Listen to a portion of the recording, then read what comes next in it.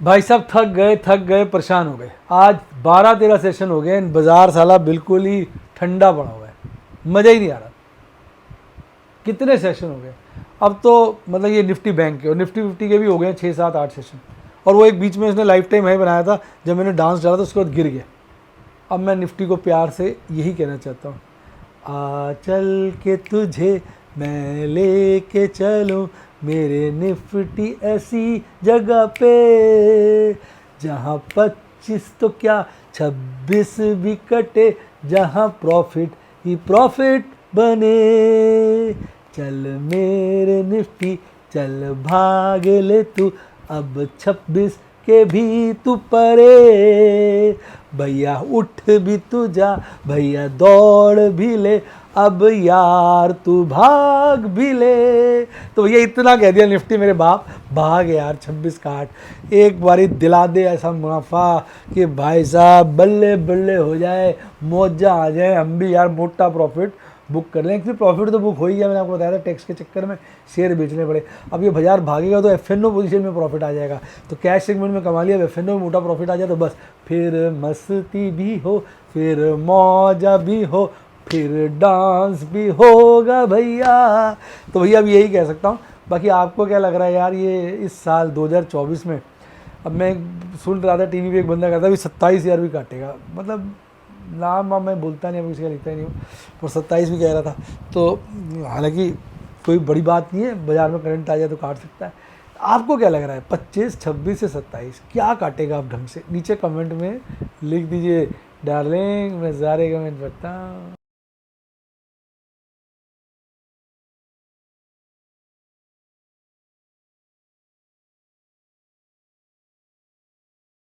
Share बाजार में assured या गारंटीड प्रॉफिट की उम्मीद नहीं रखनी चाहिए, या कभी भी किसी भी वक्त कोई भी अनएक्सपेक्टेड इवेंट की वजह से बहुत बड़ा घाटा हो सकता है, जिसके चलते आदमी की सारी पूंजी तबाह हो सकती है और वो फेल भी हो सकता है। शेयर बाजार बहुत ही खतरनाक जगह है, यहाँ एक भूल ही फाइनेंशियल तबाही के लिए काफ़ी है।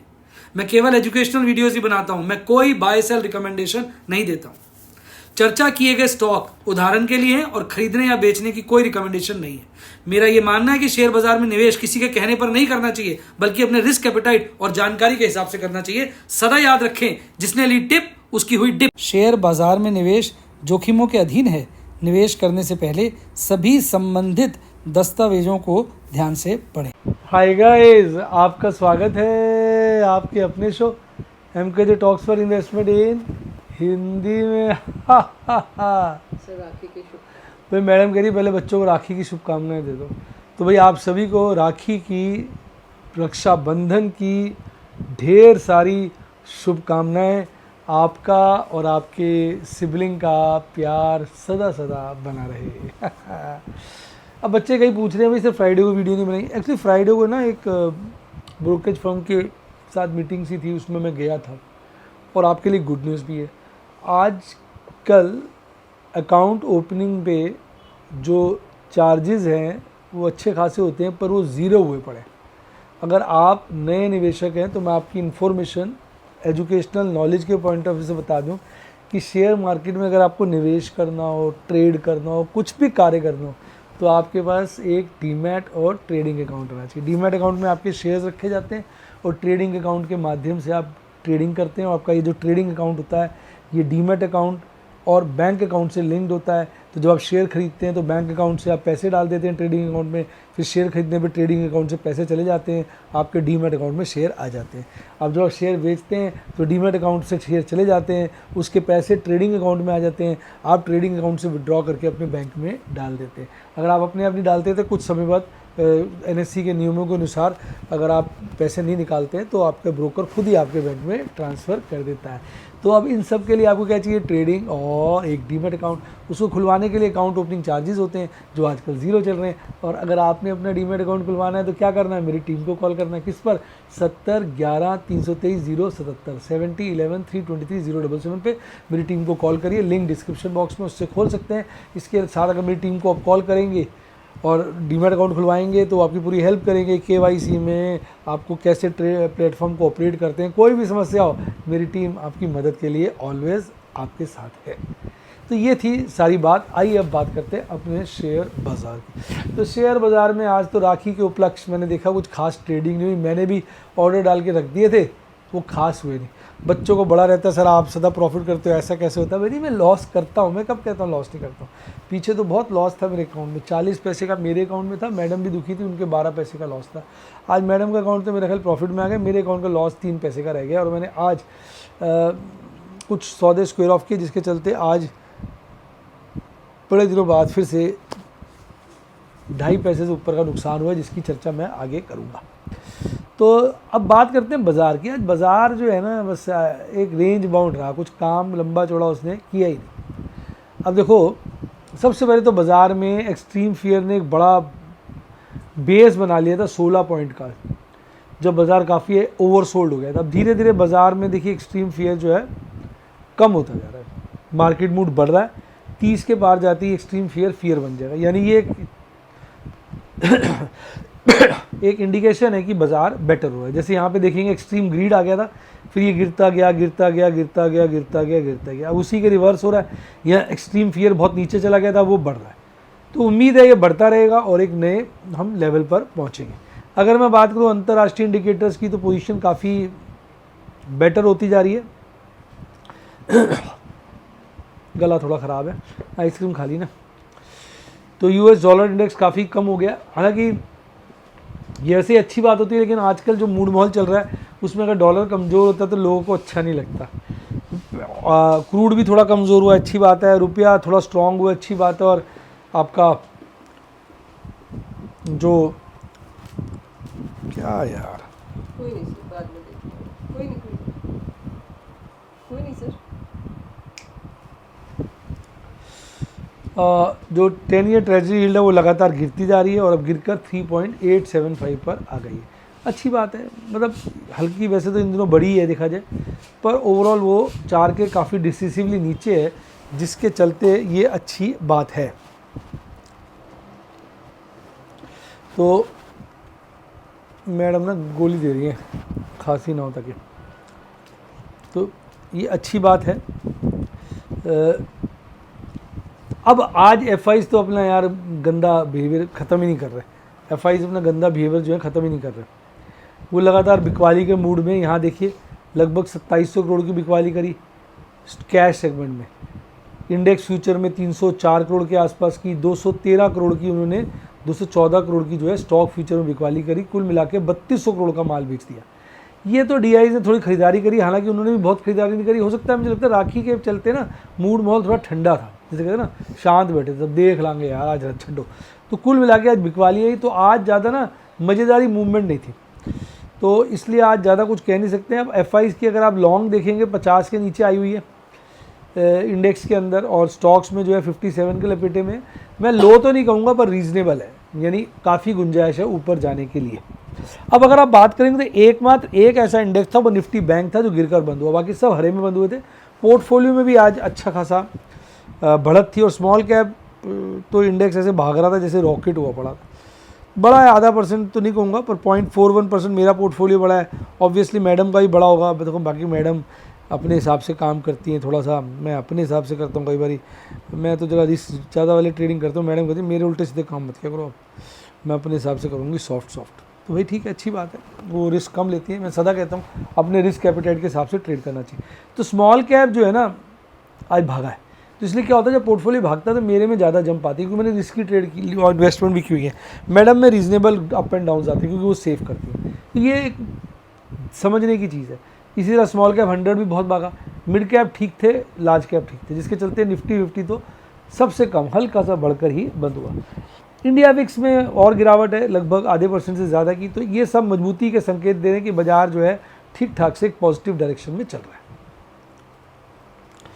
अब अगर आप देखेंगे आज 1800 शेयर बढ़े हुए थे लगभग, और 400 शेयर गिरे हुए थे, तो एडवांस डिक्लाइन रेशियो तो फेवरेबल था। और वोल्टास ने तो आज कहते हैं ना छक्के छुड़ा दिए। वोल्टास की मैंने कॉल बेची हुई है शायद 1600 की, इन द मनी होती दिख रही है, ज़रा भाग्य है। तो 1700 की कॉल बेची है मैंने, और ये हो गया 1660, भाग जाता है। आज ही आज में 72 भाग गया। फिर ग्लेनमार्क भी भागा हुआ था, हिंडाल्को, बिरला सॉफ्ट, ये बहुत तेज थे। अच्छा, गिरने वालों में सबसे आगे M&M था, फिर PI इंडस्ट्रीज, मैक्स फाइनेंशियल्स और जुबलिएंट फूड। जुबलिएंट फूड भागा था, फिर पता नहीं क्या ठंडा होना शुरू हो गया, बड़े अच्छे नतीजे आए थे इसके। ऐसे ही है, बढ़ता गिरता रहता ही है। आज निफ्टी 50 के अंदर 30 शेयर बढ़े हुए थे, 20 शेयर गिरे हुए थे। कल 24,541 पे बाजार बंद हुआ था, आज 24,636 में अच्छी वाली गैप अप ओपनिंग कहूँगा, लगभग 100 पॉइंट की थी। पीक बनाया शुरू में 24,638 का, फिर टिक नहीं पाया, गिर के बॉटम बना दिया 24,522 का, मतलब रेंज बाउंड रहा, फिर ऊपर नीचे करता हुआ बंद हो गया। अगर आज आप देखें तो कुल मिला के 120 पॉइंट के दायरे में बाजार ऊपर नीचे मूव करता रहा, ज़्यादा 120 से कम ही था। अल्टीमेटली 31 पॉइंट चढ़कर फ्लैट सी क्लोजिंग दी है 24,572 पर। जहाँ पे खुला था उसके नीचे दिए तो लाल कैंडल बनी है। आज Hindalco, BPCL, Shriram finance, Tata steel, LTI Mindtree, coal India और आपका डॉक्टर रेड्डी लैब, कहते हैं ना रॉकेट बने हुए थे। गिरने वालों में सबसे आगे महिंद्रा, इंडसइंड बैंक तो बेकार है। ये वो जालिम है जिसने दिल तोड़ दिया था, बेदर्दी इंडसइंड बैंक, तूने मेरे दिल को तोड़ा है, न चढ़ता है न बढ़ता है, बस तू नीचे ही बैठा रहता है, ये वाली बात है। और बजाज ऑटो भी ढीला था, axis bank, SBI life, Tata motor में करंट आया था 1100। ये इसने पीक बनाया बड़े मज़ेदार, 10,999 रुपये 95 पैसे का। ये नहीं 1100 कर दे, मतलब 1100 नहीं किया इसने, जस्ट 5 पैसे कम का पीक बनाया, 1100 का नहीं बनाया। अब गिरना शुरू हो गया, आज काफ़ी गिरा था, अल्टीमेटली लगभग 1% गिरकर बंद हुआ। अब देखो कैंडल्स की पोजीशनिंग ठीक हो गई है काफ़ी, एक दिन जो खराबी आई थी वो अब सुधर गई है। अब अच्छी बात यह है कि कल भी, मेरे पिछले फ्राइडे को भी और आज भी बाज़ार ने जो क्लोजिंग दी है ना वो अपर बोलिंजर बैंड में दी है। और दूसरी अच्छी बात यह है कि जो आज की क्लोजिंग है वो कल की क्लोजिंग से ऊपर है, फिर आज का बॉटम कल के बॉटम से ऊपर है, आज का पीक कल के पीक से ऊपर है, तो सारी बातें अच्छी हैं। हालांकि कैंडल लाल है, कैंडल लाल का मतलब होता है जितनी तेज़ी दिखाई ना निफ्टी 50 ने वो बाद में ठंडी हो गया, बुल्स को बियर्स ठंडा करके गए, लेकिन फिर भी ओवरऑल चीज़ अच्छी है। अब PCR की अगर मैं ऑप्शन चेन एनालिसिस की बात करूँ तो पहले मैक्सिमम ओपन इंटरेस्ट था 24,500 पे, अब 25,000 पे चला गया। 25,000 पे दबा के कॉल रेटिंग है, दबा के पुट रेटिंग, यानी कॉल रेटर्स को बड़ा विश्वास है 25,000 नहीं घटेगा, और वहाँ बैठ गए जम के। हालांकि 24,600 भी अच्छी मात्रा में बैठे हुए हैं, उसके नीचे ये पुट राइटर्स के मुकाबले थोड़े ठंडे हैं, तो बाज़ार में तेज़ी का संकेत है थोड़ा सा। ऑप्शन चेन एनालिसिस मजबूती की तरफ इशारा कर रहा है। मंथली तो वहीं की वहीं चल रही है, 24,000 पे पुट रेटिंग है, इससे 24,500 पे कॉल रेटिंग। हालांकि 25,000 पे थोड़ी पुट रेटिंग और कॉल रेटिंग बड़ी है और पुट रेटिंग के टक्कर की है, तो ये एक अपने आप में अच्छी बड़ी बात है। अब अगर हम देखेंगे ऑप्शन चेन एनालिसिस की तो वो 1 हो गया, बिल्कुल न्यूट्रल है, न तेज़ी दर्शा रहा है न मंदी। मंथली PCR मैं कहूँगा हल्का हल्का कम होता जा रहा है, 1.47 से घटता घटता 1.33 पे आ गया। तो अब मंथली वाला भी ओवरसोल्ड तो ओवरबॉट तो है नहीं, रीजनेबल है, यानी अब दोनों तरफ की गुंजाइश मंथली वाले में भी है। निफ्टी बैंक में 7 शेयर चढ़े हुए थे, 5 शेयर गिरे हुए थे। 50,516 पे बंद हुआ था, 50,683 पे खुला, अच्छी गैप अप ओपनिंग, बहुत बढ़िया वाली मैं कहूँगा, करीबन 150 पॉइंट की ऊपर की थी, लेकिन सारा दिन ट्रेंड गिरावट का था। देखो आप, हालांकि थोड़ा कन्वर्ज कर रहा है वो अच्छी बात है, पर था गिरावट का ट्रेंड। बॉटम बनाया आखिरी क्षणों में यहाँ पर 50,283 का, कई बार वहाँ नीचे आने की कोशिश करी। पीक बनाया शुरुआत में ही 50,728 का, कोई पकड़ नहीं है, अल्टीमेटली गिरता रहा, तो ये इतना भी स्ट्रॉन्ग नहीं है। PNB, bank of Baroda, AU small finance, Kotak Mahindra, ये बैंक थे जो थोड़ा बहुत चढ़े हुए थे, 1% से ऊपर तो 2 ही थे। गिरने वाले में भी 1% से आसपास या ऊपर 3 थे ये वाले, IndusInd bank, axis bank, ICICI। ये मुझे सबसे गंदा लगने लगा है, तो शेयर बहुत हैं, पुट्टे बहुत हैं, चलता ही नहीं है, क्या करें। अब ये देखो ना, ये तो कंसोलिडेशन वाली रेंज में घूम रहा है, इसका तो मतलब कोई बाई पे नहीं है, ये उसी कंसोलिडेशन रेंज में घूम रहा है। RSI भी फ्लैट है, हाँ बुलिश क्रॉसओवर बनने के लिए कोशिश कर रहा है, लगातार बेरिश क्रॉसओवर आप देखेंगे, हिस्टोग्राम जो है अल्टीमेटली गिरते गिरते ख़त्म हो रहे हैं। तो हो सकता है और 2-4 सेशन के बाद इसमें भी मजबूती आए, क्योंकि अब ये भी थोड़ा सा अपर मिडल बोलिंजर बैंड के पास पहुंचने की आज कैंडल, अब देखिए बाकी सब कैंडलों के मुकाबले आज की कैंडल मिडल बोलिंजर बैंड के सबसे ज़्यादा नज़दीक थी, तो ये एक इशारा है कि अब ये भी अपने पुराने पास से निकलने की कोशिश कर रहा है। और इसके साथ साथ देखिए इसने 50 डेज मूविंग एवरेज को भी आज टच करने की कोशिश करी, तो ये एक अच्छे सिग्नल है। ऑप्शन चेन एनालिसिस की बात करूँ तो 50,368 पे बाजार बंद हुआ है, 50,500 पे मैक्सिमम ओपन इंटरेस्ट है, सेकंड हाईएस्ट 91,000 रुपये। तो ये थोड़ा बहुत मजबूती के सिग्नल ऑप्शन चेन एनालिसिस दे रहा है, क्योंकि जहां बाजार बंद हुआ है उससे ऊपर मैक्सिमम हाईएस्ट और उससे ऊपर सेकंड हाईएस्ट है, तो यानी झुकाव थोड़ा ऊपर की तरफ ही है जिसका इशारा मिल रहा है। पीसीआर बहुत हल्का है, इसमें इंप्रूवमेंट का बड़ा स्कोप है। अब परसों इसकी एक्सपायरी है और स्कोप बहुत सारा है, और ये वाली भी पोजीशन काफ़ी इसकी डाउन है। तो मैं कहूँगा हल्की शुरुआत है, तो सब ठीक होना चाहिए। पर वैसे अगर मंथली वाले का ट्रेंड देखोगे ना तो वो डाउन हो रहा है, यानी कमजोरी दिखा रहा है, कोई मज़ेदारी इसमें भी नहीं है। अब आपको बता दूँ, 2,27,600 का लॉस बुक किया, एक फ्यूचर बाय किया था, एक ऑप्शन नहीं एक्चुअली 5 किए थे, एक ही तरह के थे। एक एग्रेसिव कॉल बेची, एक सेफ पुट बेची, एक स्टॉक में पोजीशन बनाई। अब देखो मैंने एक साइड के ना 5 लॉट पड़े थे पुट के, 5.5 के, बड़े अरमान से बेची थी।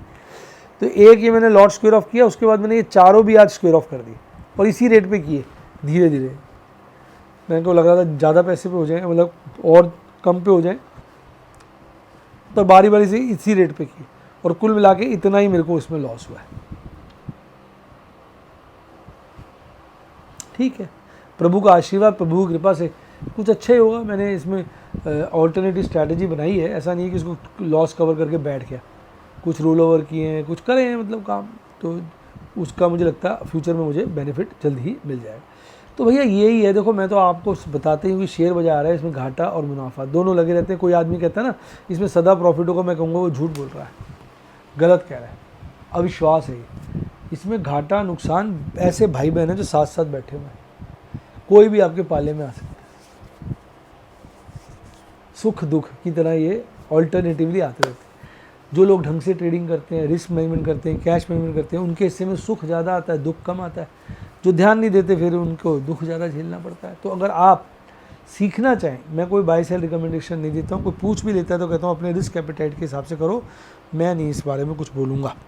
तो अगर आप सीखना चाहें तो मेरे स्टूडेंट बन सकते हैं, उसके लिए मेरी टीम को कॉल करिए 70 11 323 077 70 11 323 077 पे, और या व्हाट्सएप पे भी आप मेरे यूट्यूब मेंबरशिप सेक्शन में जाके भी यूट्यूब पर आप मेरे स्टूडेंट बन सकते हैं। इसी के साथ साथ bye, God bless you, happy investing. आप स्टॉक मार्केट के बेताज बादशाह बने।